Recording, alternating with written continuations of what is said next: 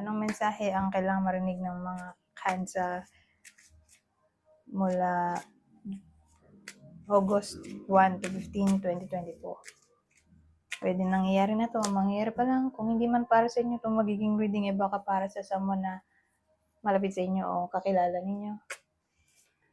Yung gender na baka lumabas mamaya, gawin nyo na lang energy, masculine o feminine energy. Pwede rin naman na yung lalaki, yung masculine, yung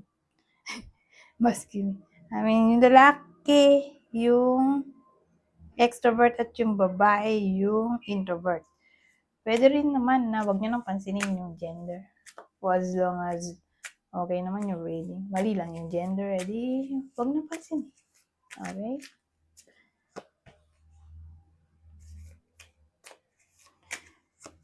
Huwag na pansinin ng gender.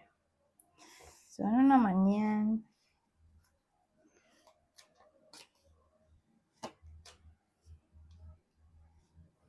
Pero, bakit ganyan? Ito, nagdalawa pa. Energy to ng babae. Sa babae, babaeng tao, o pwede rin lalaki, pero ini-embody niya yung feminine energy. So, introvert.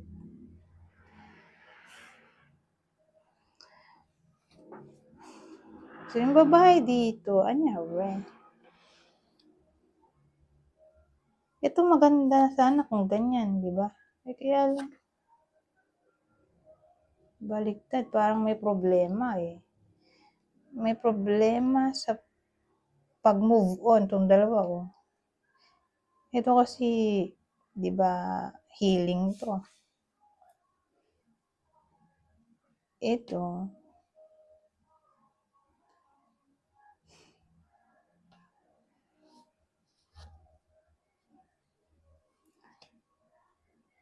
ganun din.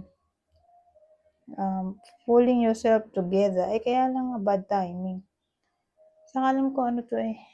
Card din siya ng parang balakid. Kasi pag in-upright mo to, pwede siyang mabilis na paraan. O mabilis lang maayos ang problema. Mabilis ma-overcome ang problema.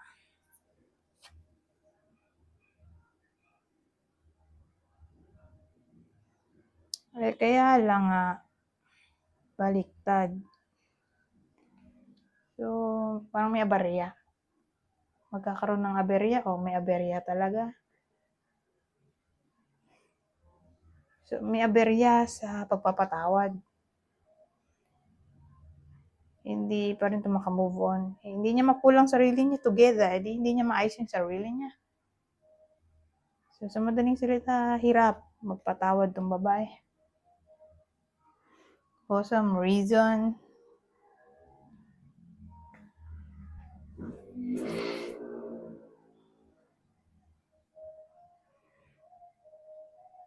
so, ewan ko ano ba nangyari sa babaeng to.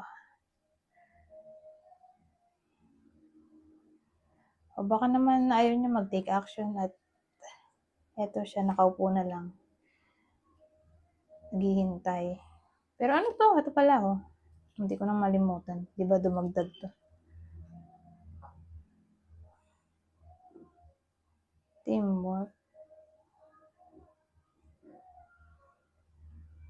Baka yung nakaaway niya ka-workmate.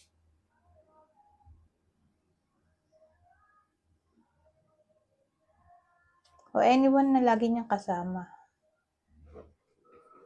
Sa mga ginagawa niya. So, pwedeng friend. Kasambahay.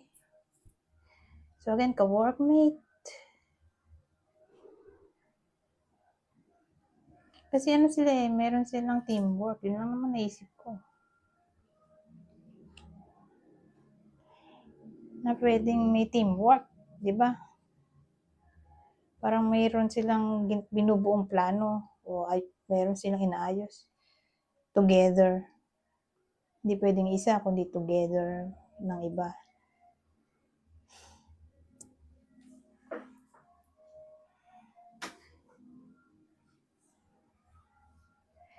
So, kaaway niya, ka-workmate niya. O anyone na nakasama niya para mag-ayos ng something.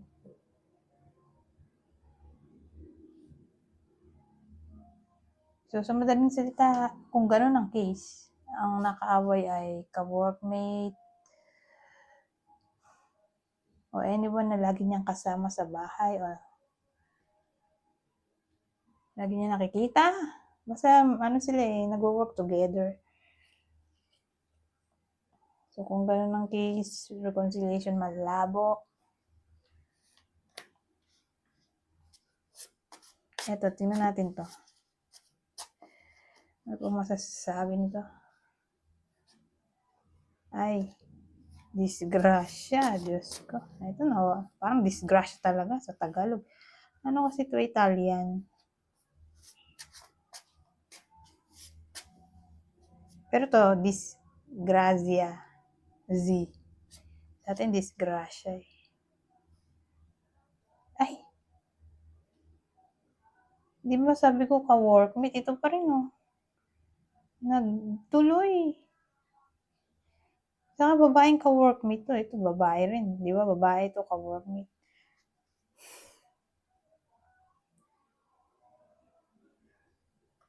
Reconciliation malabo, di ba? Kasi nga may disgrasya. Ano kaya yun? Sabi ko pa nga, di ba dito sa baliktad na 8 of Wands, parang may aberya.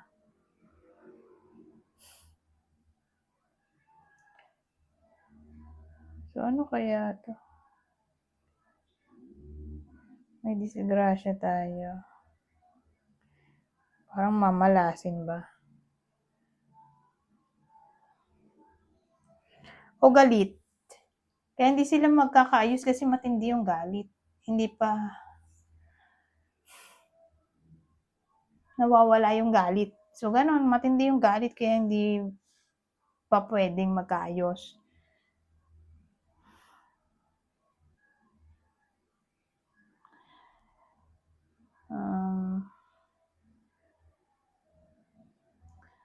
Maisip eh. Parang masyadong seryoso yung topic kaya mahirap pag-ayusin.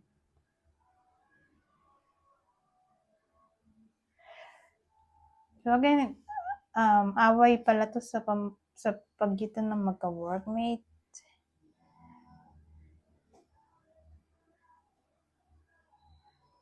Para bang malabo na to eh. Kasi disgrasya nga, parang malas ba? O may sakuna. Parang ayaw na talaga eh. Ayaw na makapag-ayos. Lalo nga kung ang magkaaway dito ay babae. Para silang babae. So again, parang malabo. Malabo na itong magkaayos. Sabagay, August 1 to 15 lang naman to. Hindi man to forever. May period naman tayo. Okay? So, mababago pa yan. Pagdating ng August 16 pataas. Kasi ito, August 1 to 15 lang naman to eh. Ay, ba't ba ito?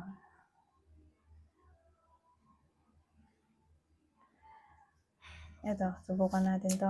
Ito na yung huling deck.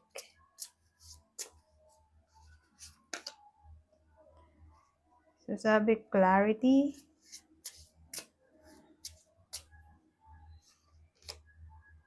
Fairy. Dog. Affection. Ano meron sa mga to?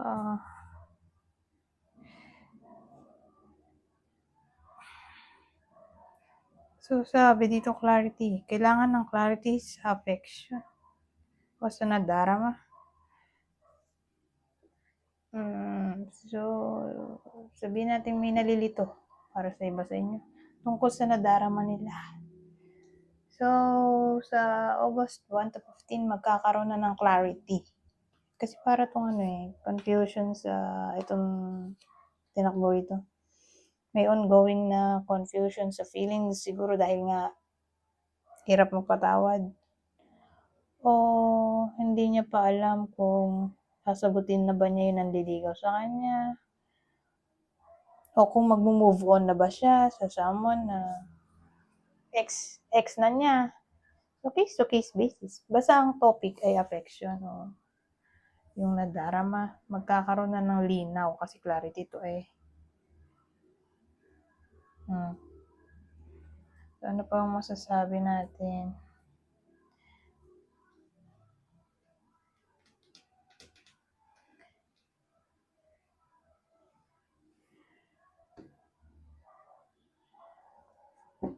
Wala namang love life dito. Ito lang siguro kasi affection to eh.